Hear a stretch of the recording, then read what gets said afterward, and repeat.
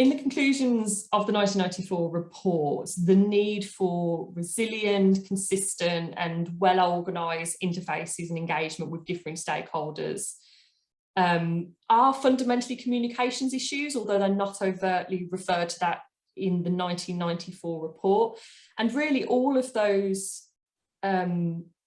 that need that is expressed at the end of the report can be managed by a PR lead or a communications lead in collaboration with a project manager, as alluded to in the last section that we discussed.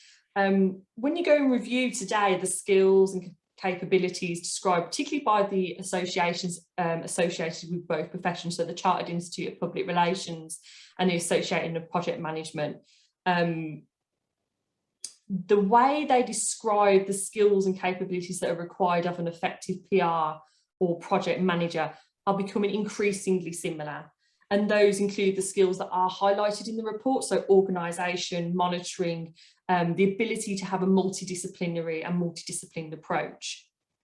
And with any project, alongside that nowadays, there is always going to be a corresponding communications campaign.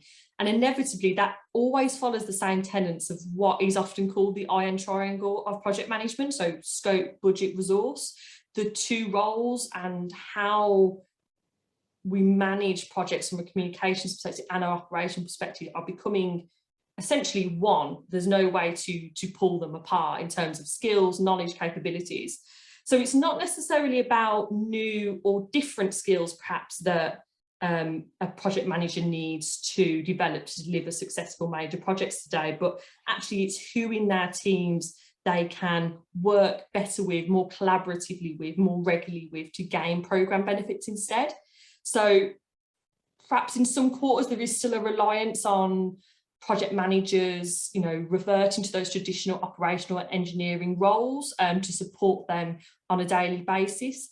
But this does neglect the benefits that can be brought by a PR professional being engaged more closely within that project team.